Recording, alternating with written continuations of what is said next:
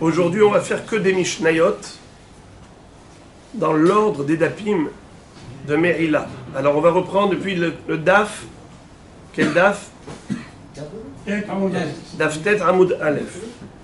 Alors, Daftet Amoud Aleph, à partir de la Mishnah, Olat Ha'of, Moralin Ba Mishehu Kdesha. Qu'est-ce que ça veut dire? Korban Ola, de volaille. On est Hayav Korban Me'ila, c'est-à-dire qu'on n'a pas le droit d'en profiter, car c'est Kadosh. On sait que parmi les Korbanot, il n'y a pas que à base animale, mais également à base végétale, ce qu'on appelle Minha. Il y a Zevachim et Menachot, mais il y a également Rofot. Un Korban qui est à base de volaille peut être attribué à l'un des deux cas, soit Rolat Harof, soit Hatat Harof. La différence entre les deux, c'est que le Korban Hatat Harof est mangé par les Kohanim, Rolat Harof est totalement consumé sur l'autel.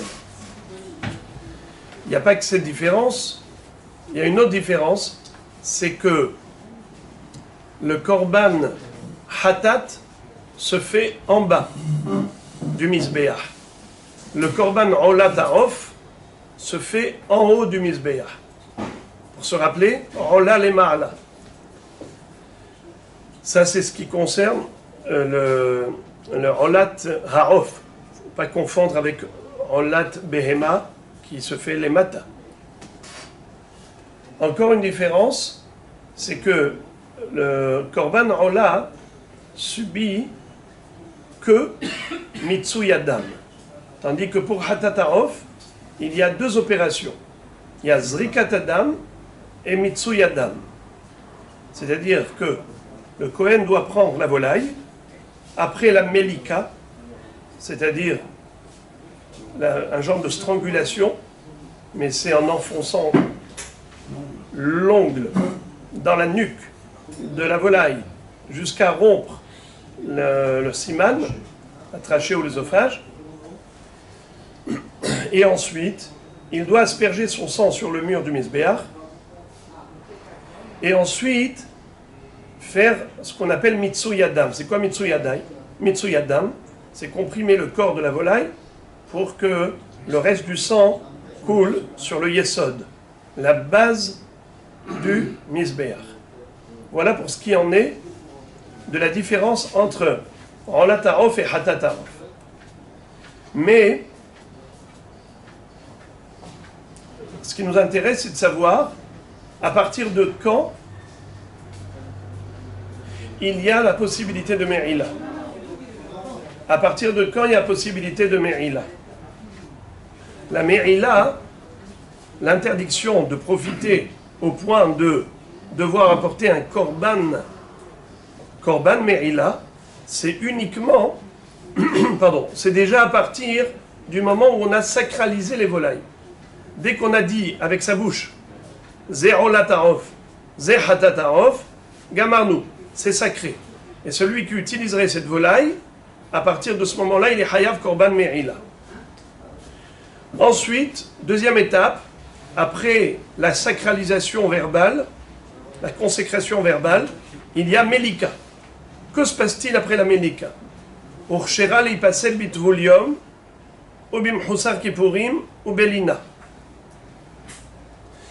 Désormais, la volaille, elle est devenue susceptible, vulnérable, dans le sens où, s'il y a un tevulium, la touche, un tevulium, c'est quelqu'un qui était au mikvé, mais qui n'a pas encore attendu la tombée de la nuit. Il a déjà touché le korban. Eh bien, il l'a rendu tamé. Ou un mechusar kippurim. C'est qui mechusar kippurim? C'est l'un de ces quatre tmeim, Zav, ou Zava, ou Metzora, ou Yoledet. Ceux-là, même après le mikvé, même après la tombée de la nuit, n'ont pas le droit de rentrer au Beth Amikdash ou manger des korbanot. Quand est-ce qu'ils le pourront? Que lorsque le lendemain, ils ont apporté un korban. Ce korban-là, tant qu'ils n'ont pas apporté le korban, il s'appelle Mechusar Kippurim. S'ils touchent de la viande qui est Kodesh, ils la rendent tamée. Donc c'est ça ce qu'on est en train de dire, que la volaille, après la Mélika, c'est de la chair, c'est de la viande. Elle peut devenir tamée. Par le contact avec qui? Avec même un tvoulium, un tamé, c'est sûr, mais même un tvoulium, ou bien même un Houssar Kippourim, même eux peuvent rendre cette volaille tamée. À partir de quand il peut la rendre tamée? Dès qu'il y a eu Mélika. Cette chair aussi peut devenir Pasoul Bélina. C'est quoi Bélina? Si la nuit a passé. Si la nuit a passé, ça y est. Dans le sens où le Kohen ne peut manger le Hatat Harof que pendant la nuit. Mais ici, on ne parle pas de Hatat Harof. Ici, on parle de Rolat Harof. Rolat Harof, c'est entièrement consumé sur l'autel. C'est toute la nuit qui est apte à la combustion. Au-delà de la nuit, c'est Nifsal Bélina. Ça y est, cette volaille n'est plus sacrifiable. Encore une étape. C'était quoi l'étape? On avait dit Mitsuyadam. Qu'est-ce qu'on fait avec la Rola? Dans la Rola, il n'y a pas Zrikat Adam et Mitsuyadam. Il n'y a que Mitsuyadam.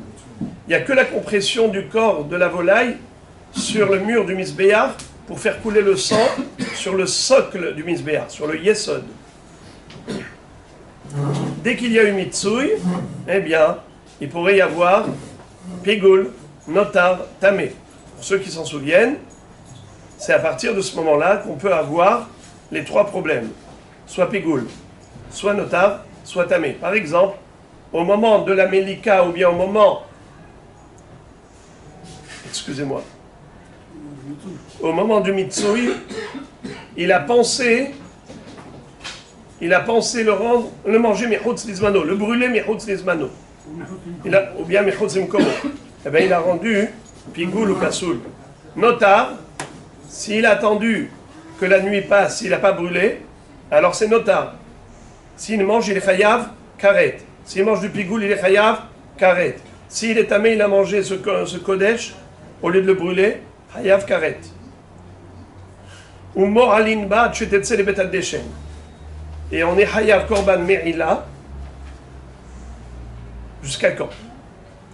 Jusqu'à ce que il y ait les betat deshen. C'est-à-dire que, pas seulement lorsque la viande est à l'état pur, la chair de la volaille, même si elle a brûlé et qu'elle a été carbonisée, elle est considérée comme encore raoui, susceptible de Me'ila. C'est-à-dire qu'on n'a pas le droit d'en profiter. Si on en profite, eh bien, c'est assourd. Même la cendre est interdite.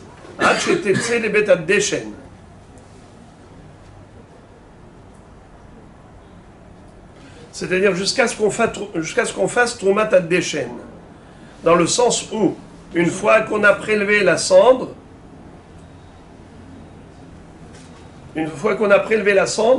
pour l'amener au Beth Deshen, vous savez c'est quoi Beth Deshen? Il y avait deux endroits où on pouvait déposer la cendre. Soit à l'est du Misbéach, précisément à l'est de la rampe du Misbéach. Là-bas, sur le sol du Beth Amikdash, on posait la cendre et miraculeusement, c'était englouti. Ça s'appelle Troumat ad-Deshen. Chaque jour, on prélevait une louche de cendre qu'on posait là-bas. Et lorsque le monticule de cendre était trop important sur le Misbéach, alors on évacuait complètement et on envoyait au Beth Deshen en dehors du Beth Amikdash. Il y avait un endroit où on déposait là-bas la cendre. Évacuation totale de la cendre. Alors ici, on nous dit que puisque le Korban Ola doit être brûlé, alors il faut qu'il soit totalement brûlé, et comme il y a encore une mitzvah de prélever la cendre, tant qu'il y a une mitzvah de prélever la cendre, alors ça s'appelle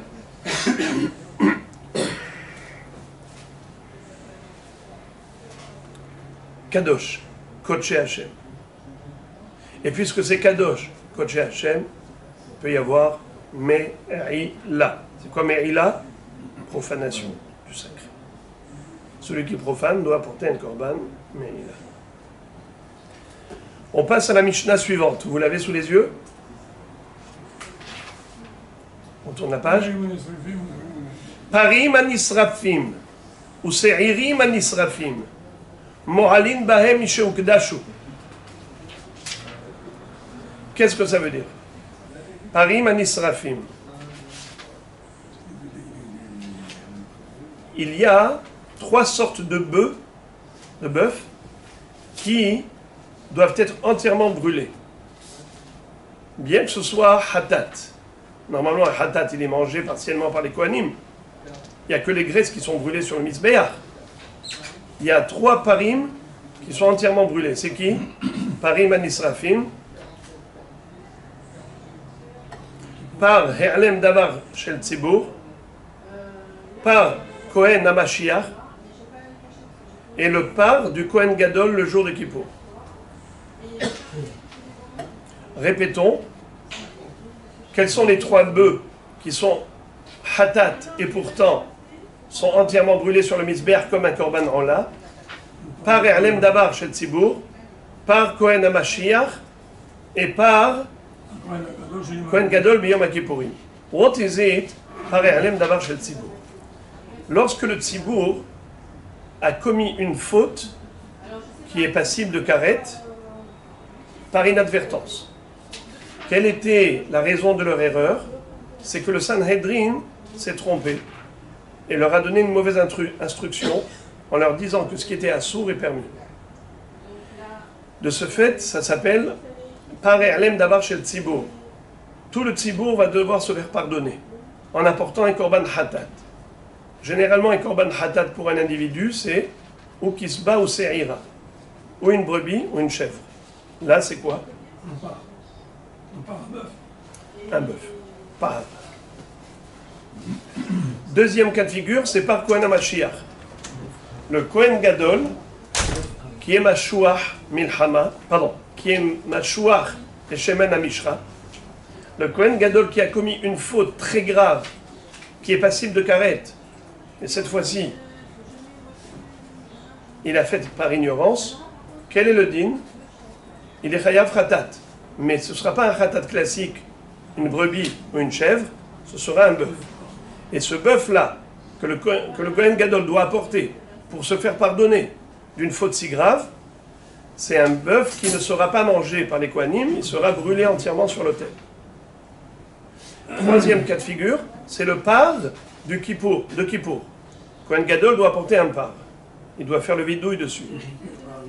N'est-ce pas? Il doit faire le chiper bahado, bahad beto, sur son par. Ça s'appelle paro chez le Kohen Gadol. Et ce par-là, est-ce qu'il est mangé par les Kohanim? Non. Entièrement brûlé. Donc, ça s'appelle parim anisrafim. Parim anisrafim, les bœufs brûlés. Il y en a 3. Qui veut répéter les 3?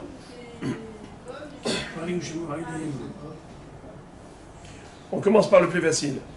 Par Kohen Gadol le jour de Kippour. Après, par Kohen HaMashiach. C'est toujours Kohen Gadol, mais pas le jour de Kippour. Kohen Gadol toute l'année. S'il a commis une faute grave de karet, alors son korban hatat, il est quoi? Pas classique. C'est un bœuf. Et entièrement brûlé.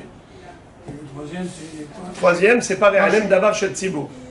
C'est-à-dire le Tzibur qui a commis une faute très grave sur les instructions du Sanhedrin. Mais comment le Sanhedrin pouvait se tromper pour voir?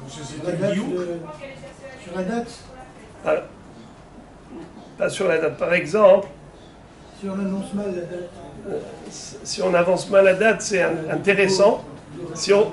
S'il est au niveau d'une fête, Rosh Chodesh, n'a pas été précis, eh bien figurez-vous que Akadosh Baruch Hu dit que la date de la fête est fixée par le Beddin. Et les Moadé Hashem asher tikreu otam bemoadam, al tikreu otam ela atem, atem afilu mut'im, atem afilu shogegim, atem afilu mezidim. Donc, c'est pas une question de date, c'est plutôt, par exemple, ils auraient dit qu'une partie de la graisse de la bête est cachère, en disant ça, c'est pas du helev, c'est du shoman. Et finalement, il s'est avéré qu'ils se sont trompés, c'était vraiment du helev, et tout le monde a mangé des brochettes de graisse relève, n'est-ce pas? Ils ont mangé de la viande, c'était le mariage, et ils ont demandé de faire à la hèche avec de la graisse, cachère d'après le Beddin. Beddin s'est trompé. Ils ont dit que c'est du relève. Ils ont dit que c'est du Shuman alors que c'est du relève. Qu'est-ce qu'il faut apporter? Pareil, alem d'avar shelti. Alors répétons. Parim anisrafim. Ou se'irim anisrafim. C'est quoi le sa'ir qui est nisraf? Le sa'ir qui est nisraf, c'est le jour de Kippour, lorsque nous avons aussi le sa'ir que l'on doit brûler. C'est sa'ir les hatat, parce qu'il y a deux boucs. Le bouc émissaire, mais le bouc hatat lachem. Celui qui est hatat lachem, il n'est pas mangé par les kohanim, il est brûlé entièrement sur l'autel. Répétons. Parim han nisrafim. Ou se'irim han nisrafim. Mo'alin bahem misheuk dashu. La Me'ila a lieu depuis le moment où les bêtes ont été consacrées, sacralisées. Nishhatu, s'il y a eu shrita, urcheru li pasem bitvulium et chosar kippurim belina. Comme on avait vu précédemment, pour tous les corbanotes qu'on avait vus il y a quelques jours, c'est que dès qu'il y a eu shrita, désormais, ces bœufs ou ce bouc peuvent devenir pasoul, c'est-à-dire tamé. Dès qu'un homme tamé touche, ça devient tamé.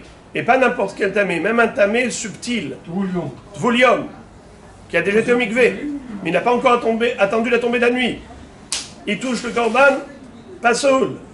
Ou bien, mechoussar kippurim, un homme qui pour se purifier devait apporter un korban. Ça ne suffit pas le mikvé, ça ne suffit pas à la tombée de la nuit. Il faut apporter un korban le lendemain. Tant qu'il n'a pas apporté le korban, ça s'appelle comment? Mechoussar kippurim. Il est encore manquant de kapara. Il manque de kapara. Eh bien, il est tamé. Il touche, il est métamé. Bélina, si ça a passé la nuit, eh bien, c'est assaut de manger. Désormais, cette viande, il faut la brûler. De toutes les façons, ici, qu'est-ce qu'on veut dire ça, Bélina? De toutes les façons, on ne mange pas. Alors, de quoi on parle ici, Bélina? C'est que les graisses ne seront pas brûlées. Je m'explique. Il y a deux choses qui s'appellent l'ina. Il y a l'ina tadam et l'ina tabassar. Ici, on parle de l'ina tadam. Le sang n'a pas été zriqué, il n'a pas été aspergé sur les coins du misbéach avant la tombée de la nuit. Alors la chair, la viande qui devait brûler sur l'autel ne sera plus apte à être brûlée sur l'autel. Pourquoi? Car il n'a pas fait la zrikat adam avant la tombée de la nuit. Nifsal belina. Huzadama hayabin alem ishupigul notar vetami. Dès qu'il y a eu aspersion du sang sur les angles du misbéach, désormais la viande elle est frappée de pigul notar tamé. C'est-à-dire, s'il a fait la shrita avec une mauvaise intention, en pensant le manger au-delà du temps imparti, chotz lizmano, ou chotzim komo, c'est ou pigul ou pasoul. Pourquoi? Parce qu'il ne faut pas avoir une mauvaise pensée au moment de la shrita, ou au moment de la zrikat adam. Donc, huzadaman, à partir de quand il pourrait y avoir le problème de pigul? Celui qui mange chayev karet, ou notar, que celui qui mange chayev karet, c'est quoi notar? Si on l'a laissé au-delà du temps imparti pour le brûler, puisqu'on parle ici de choses qui sont brûlables, parim anisrafim, se'irim anisrafim, eh bien celui qui mangerait chayav karet, parce qu'il a mangé du notar. Tamé, c'est quoi tamé? Un homme tamé qui a mangé ce korban. Eh bien, il est chayav karet. Tout cela, ce n'est possible qu'après la shrita, évidemment. Évidemment. Ou moralin bahen bebet adeshen had sheyutach habassar. Alors là, c'est quelque chose de très intéressant. Vous savez que les parim anisrafim et les se'irim anisrafim sont brûlés entièrement, mais pas sur l'autel. Contrairement à tous les corbanotes qui sont corbanisés sur le Mizbeach, ils sont tous brûlés sur le Mizbeach, sur l'autel. Eh bien, figurez-vous qu'il y a des corbanotes qui sont corbanisés à l'extérieur. En dehors du Beth Amikdash, là où on avait l'habitude de déverser les cendres, ce qui s'appelle Beth Adeshen, c'est là-bas où on brûlait les, comment ils s'appellent, les parim anisrafim et les se'irim anisrafim. Vous entendez ça? On a entendu que c'était assourd. Quoi? On a entendu que c'était assourd. Vous ne savez pas, tout corban devait être dans le Beth Amikdash. Sauf cela. Oui. Sauf cela. La shrita, non. La shrita, c'est dans le Beth Amikdash. Ah. La zrikat adam, c'est dans le Beth Amikdash. Ah, tout est dans le. D'accord. Strifa, c'est Sauf, extérieur. sauf la srifa. Ouais. C'est pour lesquels ceux-là? Parim anisrafim ou se'irim anisrafim. Et c'est pour quelle faute? Eh bien, on a déjà dit. Vous n'avez pas entendu? On avait dit qu'il y avait 3 fautes pour le par. C'était par Kohen HaMashiach, par E'anem Davar Shet Tzibour et par Kohen Gadol B'Yom HaKippurim. D'accord? Et également le sa'ir de Yom Kippour, sa'ir les Hatat, pas le sa'ir la Hazazel. Ce qu'on avait dit au début du cours. Mais Kitsour, il n'était pas. Alors, tout cela sont brûlables. Et où est-ce qu'on les brûle? Pas sur l'autel. À l'extérieur. On les brûle à l'extérieur, Bevet Adeshen, c'est-à-dire là où on déverse toutes les cendres. Mais ce qui est très intéressant, c'est que la Me'ila, c'est-à-dire si on a profité du sacré, la Me'ila, elle est considérée comme telle. Vous savez à partir de quand? À partir, la Me'ila, elle est considérée Me'ila jusqu'à quand plutôt? Jusqu'à ce que la viande soit entièrement brûlée dans le Beth Adeshen, en dehors du Beth Amikdash. Et comment la Mishnah s'est exprimée pour dire entièrement brûlée, carbonisée. Elle a dit Ad sheyutach abbasar. Yutach. C'est incroyable ce mot. Yutach. Eh bien, yutach ici, qu'est-ce que ça veut dire? Quelle est la racine du mot? La racine, c'est tor. Tor, c'est à l'intérieur. Eh bien, la viande, quand vous la carbonisez, à l'intérieur, il va y avoir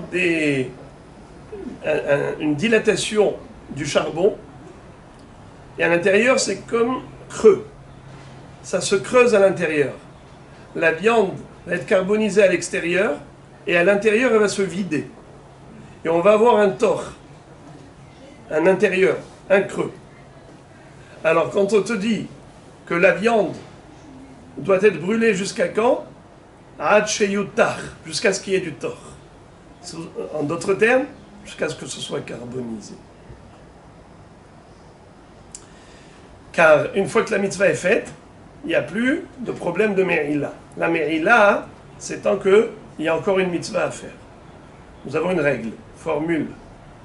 En lecha davar, shena'asit mitzvato ou moralin bo. Il n'y a pas d'objet qui est susceptible de Me'ila après que la mitzvah qu'on devait accomplir à son égard a été déjà accomplie. Une fois que la mitzvah qui nous incombait par rapport à cet objet a été faite, il n'y a plus de Me'ila possible. Il n'y a plus de profanation de sacré. Encore, les amis.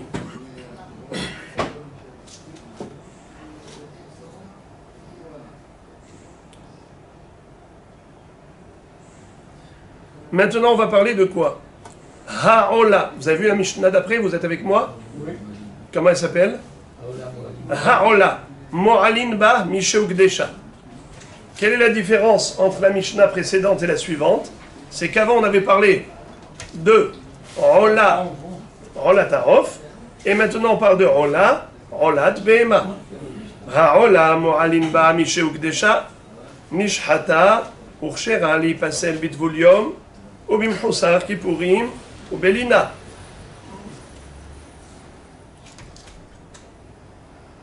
Ha'ola. À partir de quand la Me'ila commence? Dès le moment où elle a été sacralisée verbalement. Dès qu'elle a été consacrée à Dieu, il y a une interdiction d'en profiter. Sinon, ça s'appelle Me'ila, profanation. Nishhata, une fois qu'il y a eu Shrita, c'est une étape nouvelle. Urshera li passé bidvul yom Husa Kippurim Belina.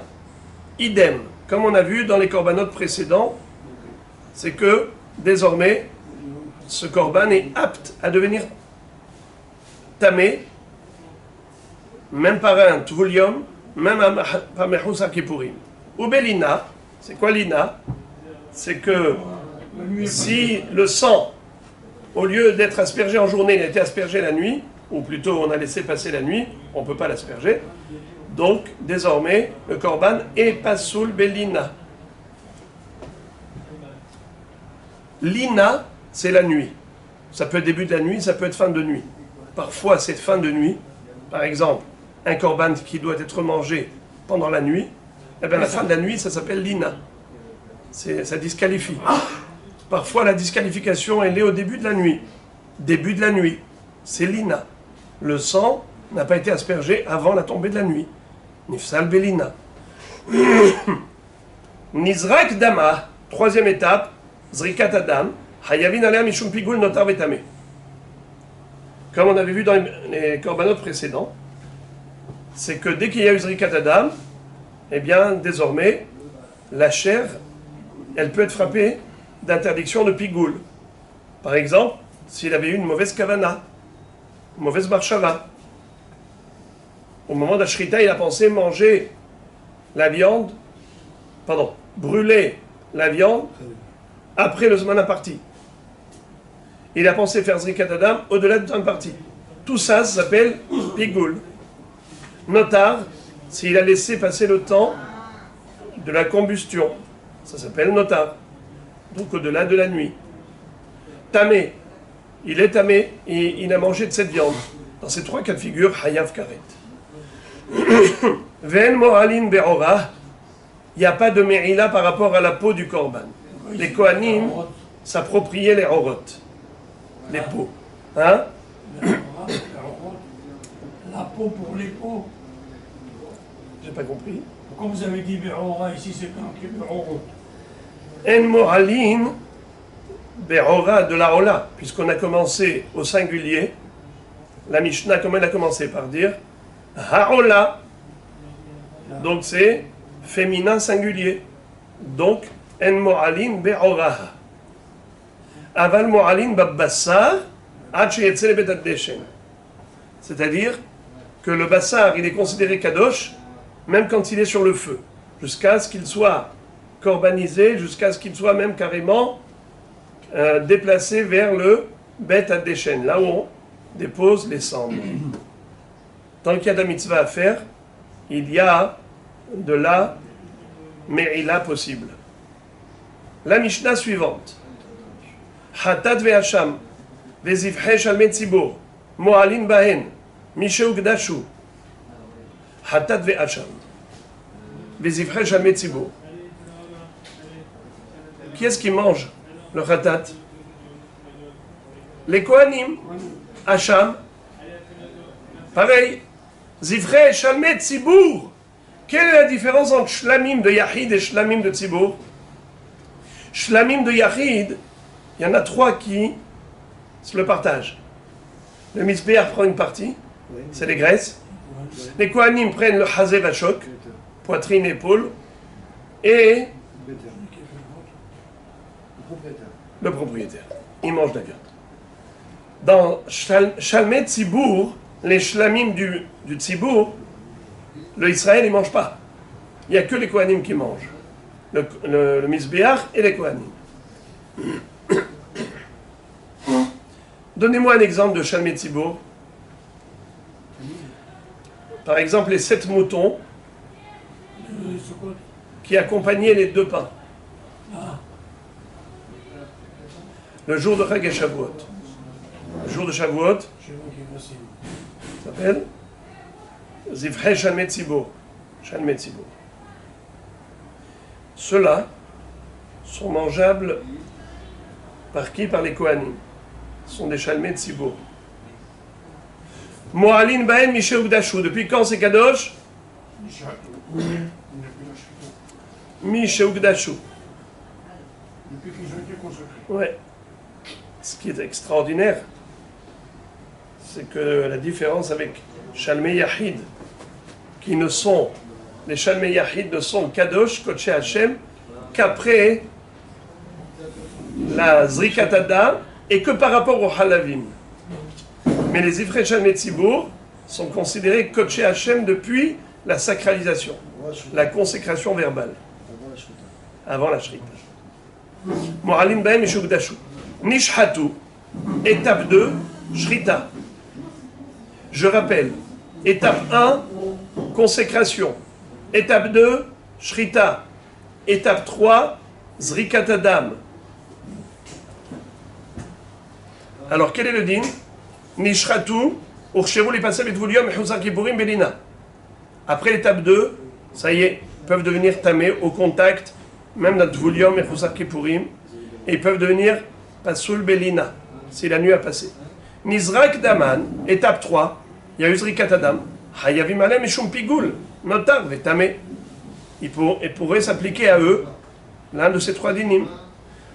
Mais En Mo'alim Babassar. Pourquoi En Mo'alim Babassar? Qui peut me dire pourquoi? C'est tout là, tout est sorti. On vient de dire que les shlamim de Tzibour ne sont pas mangés par le propriétaire, mais sont mangés par les Kohanim. Alors pourquoi En Me'ila Babassar? Hein? Bravo. J'ai donné l'indice à la réponse. C'est que le Kohen, c'est lui qui mange, donc c'est pas Kodesh Hashem. Il ne peut y avoir Me'ila que si c'est Kodesh Hashem. Or si le Kohen mange, donc ça y est, ce n'est plus au divin, c'est à l'humain. Il n'y a plus de Me'ila possible. C'est qui perd donc. Aval Mo'alin Ba'emorim, Ad sheyetz'u lebet Hadeshem. Mo'alin Ba'emorim. C'est quoi Mo'alin Ba'emorim? Ça reste tout le temps Kadosh. Ouais. Mo'alin Ba'emorim, Ad sheyetz'u lebet Hadeshem. Tant qu'on n'a pas encore prélevé les cendres, ça reste au niveau des Emorim, c'est Kodesh Hashem jusqu'à ce qu'il y ait combustion et Otsa'a la Kevesh. Oh pardon, Otsa'a les Bet Hadeshem. Donc un Kohen, il peut côté là. Comment? Si un Kohen il aurait mangé ces graisses-là, il ramène un. Sûr, il est Chayav Mishum Helev Mishum Me'ila. Encore le sujet d'après. Shete Alechem. C'est quoi Shete Alechem? Les 2 pains, les 12 pains de proposition. Non. Les 2 pains de Chag HaShavuot.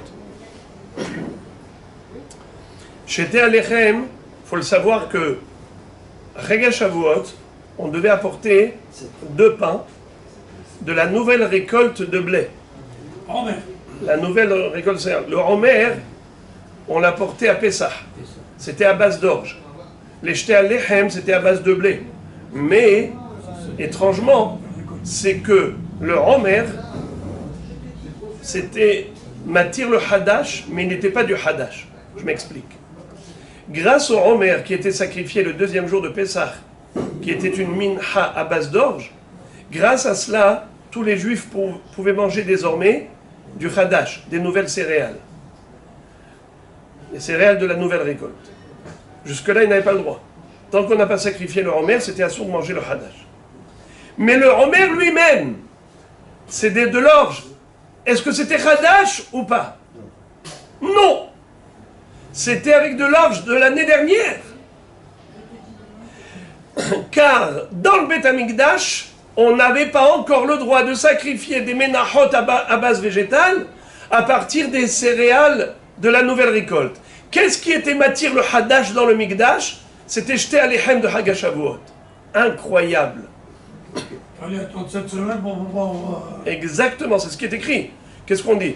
Usfartem lachem mimachorat ha-shabbat miyom aviachemet omerat enufa sheva shabbatot imot tihyena ad mimachorat ha-shabbat ha-shevi'it tisberu 50 yom ve'ikravtem mincha hadasha lachem mimoshvotechem tavi'u. Comment c'est écrit dans la Torah, dans Parashat Emor?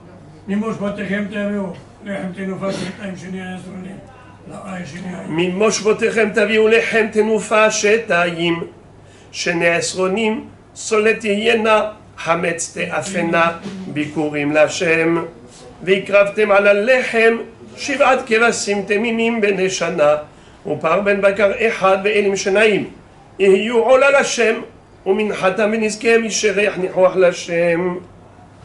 Donc, ועשיתם שעיר עזים אחד לחטאת, ושני כבשים בני שנה לזבח של עמים. Donc je me suis trompé tout à l'heure. J'ai dit tout à l'heure qu'il y avait 7 kevassim qui étaient Shalmei Atzeret. Non, il n'y a que 2 kevassim, parce qu'à part les 7, il y a 7 kevassim avec un bœuf et un bélier. 2 béliers. 7 moutons, un bœuf et 2 béliers. Nachon? Ça c'était Ola. Mais ça c'est Ola. Ceux qui sont Shalmei Tzibour, Kavser Atzeret qui sont Shalmei Tzibour, Zevar Shelamim, c'est que 2. ועשיתם שעיר עזים אחד לחטאת ושני כבשים בני שנה לזבח של עמים.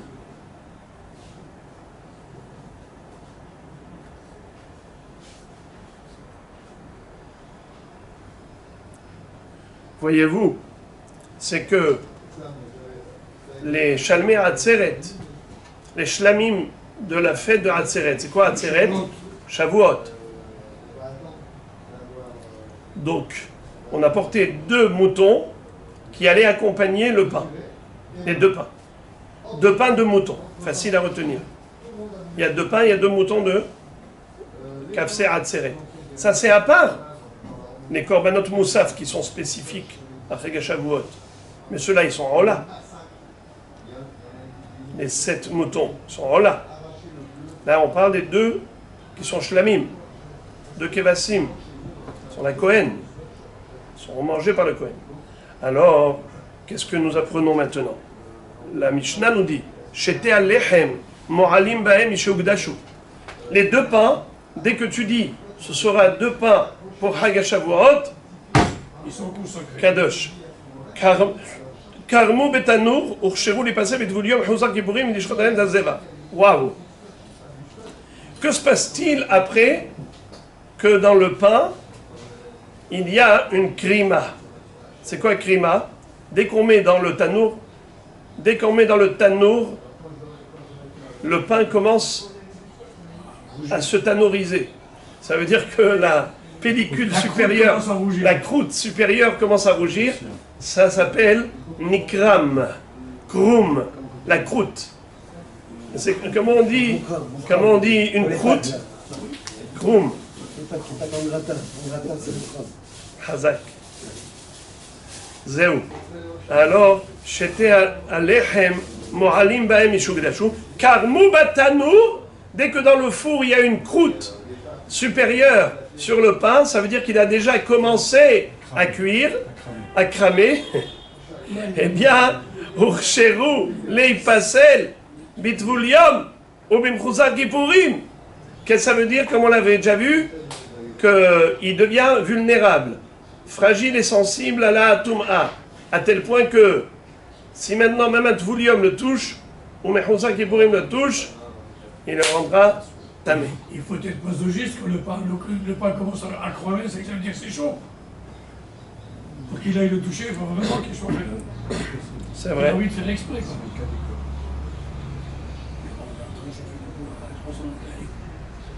Je vais le rendre tamé, je vais mettre la main en... Non, mais il a voulu par exemple mettre un autre pain, il a touché. À l'époque, il touchait le pain pour le réajuster, ainsi de suite. Mechuzar kippurim, velishchot alem et hazavach. Alors, que veut dire velishchot alem et hazavach? Ça veut dire que les 2 pains, à partir du moment où ils ont commencé à cramer, c'est-à-dire que la croûte supérieure a commencé à cuire, à rougir, désormais, on peut être shochet le zavah. On n'a pas le droit de faire la shrita des 2 moutons accompagnateurs du pain avant que le pain ait commencé à cuire. Quand la pâte elle est encore crue, tu ne peux pas encore faire la shrita des Shalmei Atzeret. les deux kevassim, tu ne peux les cuire, pardon, les deux kevassim, tu ne peux les shriter que lorsque le pain a commencé à cuire. Parce que les deux moutons, ils sont accompagnateurs du pain. Le pain, il faut qu'il soit cuit. Dès qu'il a commencé à cuire, ça y est. Tu peux maintenant aller shriter. Pas avant. C'est ça ce que veut dire la Mishnah. Velishhot alehem et azavah. Huchsheru lishhot alehem et azavah. Enfin, Nizrak daman shel kvasim hayavim alehem mishum pigul notar betame ve'en bahem me'ila. Si le sang des moutons a déjà été aspergé, alors désormais, il peut y avoir pigul, notar et tamé. Et il n'y aura pas de me'ila. Pourquoi il n'y aura pas de me'ila? Qui est-ce qui peut me dire pourquoi il n'y aura pas de me'ila? Parce que c'est mangeable par les kohanim. Et aussi, c'est-à-dire que les pains eux-mêmes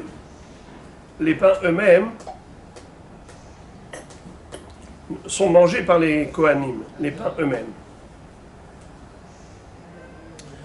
Et même la viande de la bête aussi sera mangée par les kohanim. C'est avec le pain qui faisait le motzi pour la récolte du premier jour du Shavuot, non? Qui est-ce qui faisait motzi? Les Hamapani. Les deux pains. Faisaient le motzi avec ça le jour du Shavuot. Qui est-ce qui allait faire motzi avec ça? Le Kohanim. Ils ont une mitzvah de manger. Ils ont une mitzvah de manger. Ça n'a pas de rapport avec ce que nous tous, on a une mitzvah de manger du pain pendant la fête.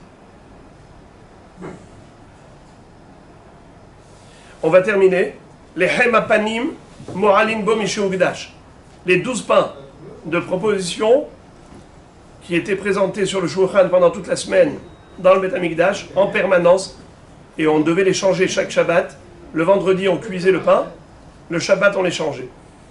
Il était déposé sur la table pendant toute la semaine. Qu'est-ce qu'il y avait sur la table? 2 colonnes de pain. 6 et 6. Et qu'est-ce qu'il y avait au-dessus de chaque colonne? Un petit keli, un petit récipient, où il y avait dedans la levona. C'est une épice qui s'appelle levona. Shne baziche levona. 2 récipients de levona. Et qu'allait-il se passer? Qu'allait-il se passer le jour de Shabbat?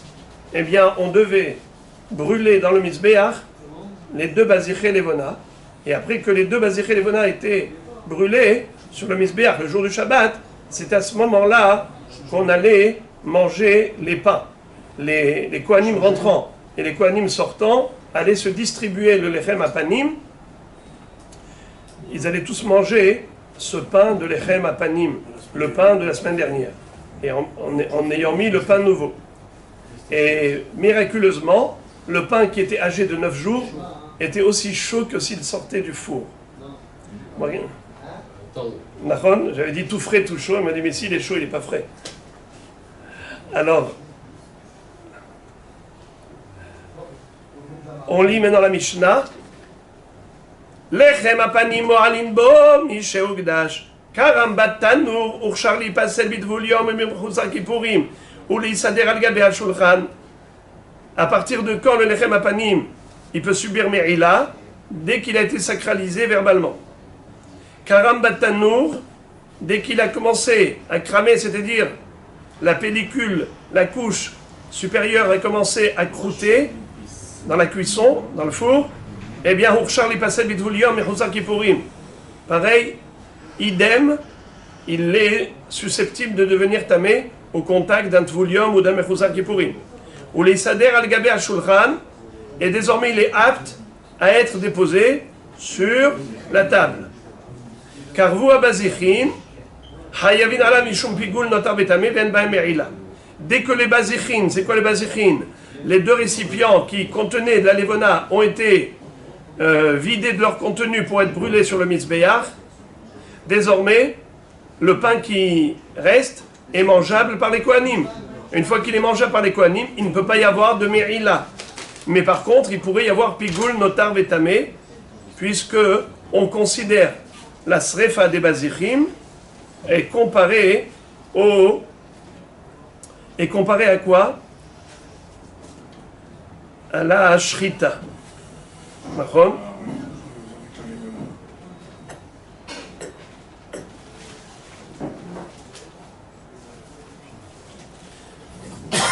Les Bazirim plutôt sont considérés Zrikat Adam.